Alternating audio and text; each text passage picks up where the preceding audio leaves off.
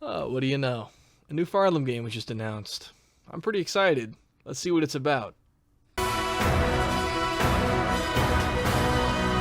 You're awake! Damn. Let's call a spade a spade. I'm a Three Houses bro. I was drawn into Fire Emblem as a series because of how unique and interesting Three Houses looked. The proposition of three unique nations with distinct goals, values, and histories really hooked me. While Three Houses wasn't the most refined game I'd ever played, it was imaginative, thoughtful, and most importantly, had soul. After my first playthrough of the Blue Lions route, I was sold and enjoyed the game so much that I decided to make this YouTube channel. That's why, after having some time to organize my thoughts about it, I'm kinda bummed to say that the reveal of Fire Emblem Engage during September's Nintendo Direct was pretty disappointing. And don't get me wrong, I'm not saying that I won't pick up Engage when it's released, because I probably will. Fire Emblem's tactical gameplay is too addicting to me, and I'm down inconceivably. However, from what we've been shown thus far, I think Engage is going to fall flat narratively and thematically, providing a relatively shallow experience to facilitate fan service, complex tactical scenarios, and more robust maps.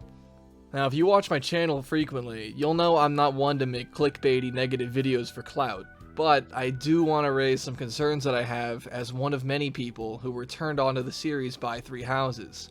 My biggest issue with the game is the relatively generic anime fantasy designs that many of the characters have. These kinds of outfits are pretty impractical and don't really tell me much about the world just by looking at them. By contrast, when I first started playing Three Houses, the Academy outfits immersed me in the world by providing a sense of structure to the world that made the culture of Fodlan pretty distinct as far as fantasy worlds go. By contrast, the character designs in this game are pretty discordant and conceptually remind me of something like Fire Emblem Fates, a game that really didn't appeal to me. Beyond the design of the characters themselves, the setting of Ilios also seems really underwhelming to me. My first thoughts when seeing the overworld was that it looks to be like a series of disjointed realms, kind of like a new Super Mario Bros. Game or something. By contrast, Three Houses' world is generally constrained to a single defined region of Fodlan. The region isn't exceptionally diverse, but it has unique characteristics that distinguish it from other continents in the world that makes the world feel more rich and vibrant. Now, even though I thoroughly enjoyed Fodlan's world building and themes, I was ready to see what kind of world was next, because Fodlan was very thoroughly explored. I figured that Intelligent Systems would create a distinctive new world that explores new compelling and immersive themes. It remains to be seen if Engage will have a compelling world contrary to this video, but I'm not feeling too optimistic right now. Now, to be fair to Fire Emblem Engage, let's compare it in Three Houses' first trailer to see what kind of things they were bringing to the table from the very start. I can't even cope about the map design in Three Houses' first trailer, because this looks pretty bad, which was unfortunately pretty representative of the final game, but we took what we could get. By contrast, Engage looks to have a variety of diverse, visually interesting, and tactically complex maps, now with added verticality, which I'm looking forward to. Not to mention, windmills are pretty based, not gonna lie. The one exception to this general rule is the design of the hub areas in each game. While Garreg Mach and its activities started to become a little stale by the second half of Three Houses, the Academy itself was sprawling and incredible. By contrast, the hub area of Engage, Somnial, looks relatively small and simplistic. The buildings themselves seem less detailed than some of the maps we saw in combat gameplay, and the more neat design is a good response to general critiques of Garreg Mach becoming tedious. Still, it's a bit of a shame that the open world seems a little less robust, if more streamlined this time around, because of its potential impact on immersion.